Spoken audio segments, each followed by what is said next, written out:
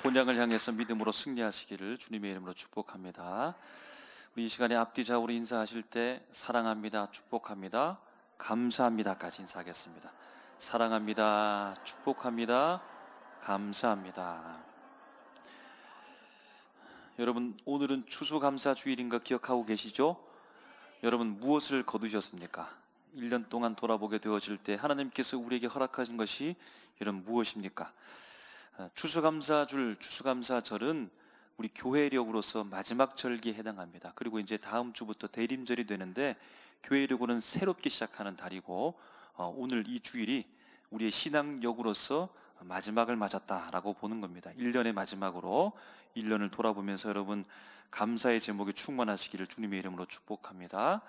하나님께 구했고 심었고 그리고 거두었고 추수해서 우리에게 주어진 것들이 아마 보이는 것도 있겠고 보이지 않는 것도 있을 것인데 여러분 잘 돌아보시면서 하나님의 은혜를 발견하면 좋겠습니다. 여러분, 오늘 본문에서요, 예수님께서 이와 같이 직접적으로 감사한다라는 말은 없지만 그러나 그의 앞선 개념인 추수라는 말씀을 하십니다. 추수라는 말씀을 통해서 우리가 이어져서 감사를 찾을 수 있다는 겁니다. 그래서 오늘 말씀을 통해서 예수님께서는 무엇을 추수하시고 무엇을 감사하고 계시는지, 바로 주님의 추수와 감사가 우리의 추수와 감사가 되시기를 주님의 이름으로 축복합니다. 예수님께서는요, 이 땅에 오셔서 그냥 휴양하시기 위해서 오신 것이 아니라 사역했다라고 말합니다. 그래서 공생의 사역 이렇게 말하죠.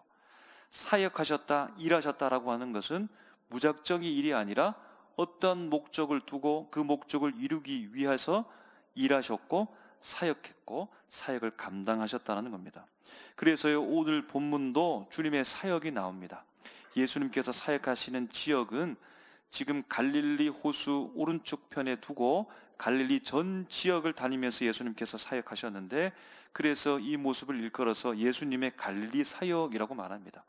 예수님의 갈릴리 사역은 구분해 보면 총 3차까지 사역하셨다라고 보는데, 오늘 말씀은 2차 사역으로 봅니다. 여러분, 1차 사역 갈릴리 사역도 총 정리하고 개념을 잡는 말씀이 있는데 오늘 우리가 읽은 말씀과 참으로 유사합니다. 마태복음 4장 23절부터 25절 말씀을 제가 읽어드리겠습니다.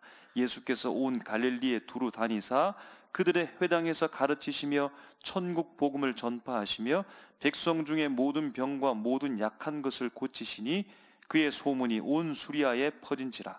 사람들이 모든 앓는 자고 각종 병에 걸려서 고통당하는 자, 귀신 들린 자, 간질하는 자, 중풍병자들을 데려오니 그들을 고치시더라. 갈릴리와 데가볼리와 예루살렘과 유대와 요단강 건너편에서 수많은 무리가 따르니라. 아멘. 예수님의 사역에는 일관성이 있다는 겁니다. 여기에서는 이렇게 행하다가 저기는 전혀 다르게, 여기에서는 이런 마음을 가졌다가 저기에서는 전혀 다른 마음을 가지신 것이 아니라 한결같은 마음으로 1차 갈릴리 선교 여행을 떠나시면서 또다시 두 번째 갈릴리 사역 속에서도 주님께서 이와 같은 마음을 가지고 사역하셨다는 겁니다. 오늘 바로 본문의 2차 갈릴리 사역을 이제 시작하려고 하는데 그에 대한 전반적인 개관, 정리, 말씀에 대해서 주님께서 설명하시는데요, 본문 35절을 보니까 예수님의 사역이 어떠했는지 우리에게 알려줍니다. 주님의 사역은 주님께서 사역하시는 데는 적극적으로 사역에 동참하셨다는 겁니다.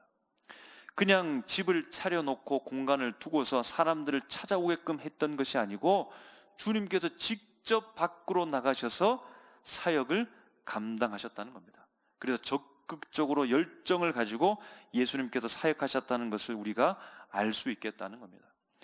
36절 말씀에 보면 사역하시면서 예수님의 마음이 어떠했는가를 알 수 있습니다. 주님은요, 사람들을 만나시면서 한 사람뿐만 아니라 무리를 바라보셨는데 그들을 향하여서 어떤 마음을 가지셨냐면 불쌍히 여기셨다는 겁니다. 불쌍히 여기셨다. 왜 불쌍히 여기셨냐면 주님이 그들을 보게 되어질 때 마치 저들은 목자 없는 양과 같이 되었다는 것을 보았던 겁니다. 이런 목자가 있어야 양을 풀을 뜯고 양이 물을 마실 수 있는 거 아니겠습니까? 그런데 목자가 없어서 풀을 뜯지도 못하고 물을 마시지도 못해서 주님이 볼 때는 그들이 지금 고생하고 있는 겁니다. 그들이 지금 기진해 있다는 겁니다. 37절 말씀에 보니까 예수님께서 사역하신 그 사역의 분량을 알 수 있는데요, 제자들에게 이렇게 말하는 겁니다. 추수할 것은 많은데 라고 말합니다. 그런데 일꾼이 적다라는 겁니다. 예수님께는 사역하시는 데 있어서 그냥 작게 몇 가지만 하신 것이 아니라 주님께서 허락하신 사역들을 다 감당하시는, 분량적으로도 많이 주님께서 사역을 감당하셨다는 것과, 38절 말씀에 보니까 주님은 말합니다. 그래서 추수할 것은 많고 일꾼이 적기 때문에 주인에게 너희들 추수할 일꾼을 보내달라고 요청하라 라고 이렇게 말씀하는 겁니다. 여러분, 이것으로 알 수 있는 것은 무엇입니까? 주님께서 사역하실 때에는 다른 사람이 일절 금하고 주님께서 만드신 원리와 원칙 가운데 온전히 그것을 고수하면서 나갔던 것이 아니라 열린 마음으로 일꾼들을 부르면서 함께 합력하면서 협력하면서 주님께서 사역하셨다는 겁니다. 여러분, 예수님께서 갈릴리 2차 사역 지금 시작 전에 있으면서 오늘 그 시작이 어떻게 되는가를 객관적으로 말씀해 주고 있고, 그 중요한 말씀이 무엇이냐면 바로 추수라는 말입니다. 추수. 예수님께서 하시는 사역이 바로 추수라는 표현으로 우리가 이해할 수 있겠다는 겁니다. 여러분, 그러면 예수님께서 추수라고 말씀하시는데요, 그 사역의 곧 추수의 대상은 누구일까요? 누구를 지금 추수할까요? 무엇을 추수하는 것입니까? 36절 말씀에 보니까 그들이 바로 무리라고 되어져 있습니다. 여러분, 이 무리는 어떠합니까? 우리가 좀 전에 읽었던 바 목자 없는 양과 같은 무리입니다. 목자가 없어서 고생하는 양들과 같은 무리가 오늘 추수할 대상입니다. 목자가 없어서 기진한 양처럼 그와 같은 무리, 그 양들을 바라보시면서 그들을 추수하려고 하고 있다는 겁니다. 예수님께서 추수하는 지역은 우리가 좀 전에 살펴본 대로 갈릴리 전 지역뿐만 아니라 오늘 말씀하고 있죠, 모든 도시와 모든 말이었고, 예수님께서 추수하시는데 그야말로 추수하는 자는 다름이 아니라 35절 말씀 시작하면서 예수께서라고 말합니다. 예수님이 추수자가 되어져서 모든 도시와 모든 마을을 다니면서 무리를 향하여서 무리를 두고서 추수하고 있다라는 겁니다. 여러분, 사실 그렇죠. 추수할 때 가장 중요한 것이 무엇입니까? 다 모으고 다 거두는 것도 중요하지만 더 중요한 것은 쭉정이와 알곡을 가려내는 겁니다. 쭉정이를 거두려고 하는 것이 아니라 알곡을 거두기 위한 목적이 바로 추수라는 겁니다. 추수는 알곡을 거두어야 비로소 목적을 성취한 것이라는 겁니다. 여러분, 그러면 예수님께서는 어떻게 추수하고 있습니까? 지금 알곡을 추수하는 것처럼 보입니까? 그런데 말씀의 표현을 보자면 그저 예수님 지금 다 거두고 있습니다. 다 거두고 있습니다. 특정한만 거두는 것이 아니라, 알곡만 거두는 것이 아니라 다 거두고 있다는 겁니다. 여러분, 그런데 예수님께서 이렇게 표현하죠. 모든 도시, 모든 마을을 두루 다니시고 알곡만 골라내는 것이 아니라 다 예수님께서 지금 거두고 있다는 겁니다. 알곡도 쭉정이도 함께 거두는 것처럼 보인다는 겁니다. 모든 도시와 마을을 두루 다녔는데 만나는 사람이라고는 누구일까요? 오늘 무리에 오늘 세부적으로 어떤 사람들이 만나게 되었습니까? 어떤 사람이 포함되어 있습니까? 병든 자, 약한 자, 불쌍한 자, 고생하며 기진한 자들 등등입니다. 예수님이 추수하는 대상이 바로 이러하다는 겁니다. 36절 말씀에 예수님께서 이들을 만나시면서 그들을 바라보게 되어질 때 그들이 지금 고생하며 라고 말하고 있는데요, 이 고생하며 라는 말의 원뜻은 이러합니다. 가죽을 벗기다, 칼로 썰다라는 겁니다. 이런 조금 무시무시한 말인데 이는 극심한 고통을 말하는 겁니다. 극심한 걱정, 잔인한 약탈, 탈진한 상태를 일컫는다는 겁니다. 또한 뿐만 아니라 기진함이라 라는 이 말의 뜻은 술에 만취하거나 극심한 고통으로 인해서 곤두박질 처진 상황 가운데 놓인 상황을 말한다는 겁니다. 그러므로 여러분, 고생하며 기진했다라고 하는 것은 무엇입니까? 회복 불가능한 상태에 놓여져 있는 상황을 말하는 겁니다. 지금 예수님께서 만나는 일반의 모든 백성들은 지금 회복 불가능한 상태에 놓여져 있다는 겁니다. 예수님께서 모든 도시와 마을을 두루 다니면서 만났던 이들은 추수의 대상인데 지금 그들이 절망적인 상태 가운데 놓여져 있다라는 겁니다. 여러분, 아니 그러면 예수님께서 추수해야 될 알곡이 아닌 것이지요? 쭉정이가 아닙니까? 버려야 되고 썩어진 것 아닙니까? 말라진 것 아닙니까? 온전하게 자라서 곡식이 되지 못한 것 아니겠습니까? 그런데 주님께서는 이들을 찾아가고 이들을 향하여서 추수해야겠다라고 말하며 뿐만 아니라 추수하기 위해서 주인에게 추수한 일꾼을 더 보내달라고 이렇게 요청하라고까지 말씀하고 있다는 겁니다. 주님이 이렇게 말한 것은 주님은 목수이기 때문에 그런 걸까요? 농사를 지어보지 않아서 농사일을 잘 알지 못하기 때문에 예수님께서 쭉정이에 대한 것과 알곡에 대한 개념을, 그 차이를 알지 못했기 때문에 지금 잘못된 비유를 말씀하시는 것입니까? 지금 사실은 그럴듯이 알곡은 도무지 소생 가능성 없는 이들이 아니라 원하지는 않지만, 탐탁지는 않지만 바리새인들, 사두개인들, 서기관들, 이런 사람들이 알곡인데 예수님께서는 그들을 향해서 반감이 너무 크기 때문에 차마 말하지 못하고 있는 것입니까? 여러분, 이후에 나오는 예수님의 말씀과 비유를 보면 이것이 아니란 사실을 알게 됩니다. 중요한 말씀을 하고 있는데요, 씨 뿌리는 비유를 알고 있죠. 씨 뿌리는 비유 가운데 예수님께서 농사를 짓지 않았다면 그 과정 가운데 일어나는 상생 가능성들을 예수님께서 알지 못했을 것입니다. 씨를 뿌리는데 길가에 때로는 떨어지고 새들이 먹기도 하고 돌짝밭에 떨어질 가능성, 가시덤불 가운데 떨어질 가능성, 좋은 땅에 떨어지면 어떻게 되는지에 대한 모든 것들을 예수님께서 세부적으로 알고 있는 바와 같이 주님께서는 농사 일에 대해서도 잘 알고 있음을 알고 있다는 겁니다. 여러분, 그렇다면 더더욱 주님이 이렇게 잘 알고 계시기 때문에 알곡을 거두는 것을 주님이 알고 계신데, 그런데 왜 예수님께서 이렇게 하시는 것입니까? 왜 예수님께서는 병들고 약하고 목자 없는 양같이 고생하면서 기진해 있는, 그래서 도저히 소생 불가능한 모습들을 보고 있는 그들을 추수 대상으로 삼은 이유가 무엇입니까? 그럼 정말로 그들이 알곡인 것입니까? 아니, 분명한 것은 당시의 사회에서 회생 불가능한 절망의 사람들이 분명한 것 같은데 왜 그들을 알곡처럼 거둔다는 것입니까? 무엇 때문입니까? 어떻게 주님께서 이 일을 감당하고 계시는 겁니까? 여러분, 35절에 이어지는 말씀 때문입니다. 천국 복음을 전파하시며 라고 말합니다. 여러분, 천국 들어보셨죠? 복음 들어보셨죠? 너무나 흔한 말입니다. 천국 너무나 많이 들었습니다. 복음도 너무나 많이 들었습니다. 그래서 우리가 그 말을 듣는다 해도 별로 감이 없는 것 같습니다. 여러분, 어떻게 이 천국 복음이 어떻게 했다는 겁니다. 무슨 일을 했다는 겁니까? 여러분, 그 뒤에 분명히 말씀합니다. 천국 복음을 예수님께서 전파하시며 모든 병과 모든 약한 것을 고치시니라. 아멘. 약하고 병들었으며 회생 희망이 없는, 썩어버렸지만 그러나 예수님께서 천국 복음을 가지고서 그들을 고치셨다는 겁니다. 천국 복음을 통하여 가르치시고 전파하시고 고침으로 말미암아 친히 그들을 알곡되게 하셨다는 겁니다. 천국 복음으로 알곡된 그들을 그래서 추수하고 계시고 추수하심으로 알곡되게 주님께서 하셨다는 겁니다. 여러분, 지난 여름에 위력적인 태풍이 올라온다고 해서 여러분 많이 긴장했었는데, 여러분, 우리 대구는 어떠합니까? 아버지 산, 팔공산, 어머니 산, 비슬산으로 둘러싸여 할 수 있는 하나님의 은혜를 통하여서 무사히 잘 지나간 건 너무나 감사합니다.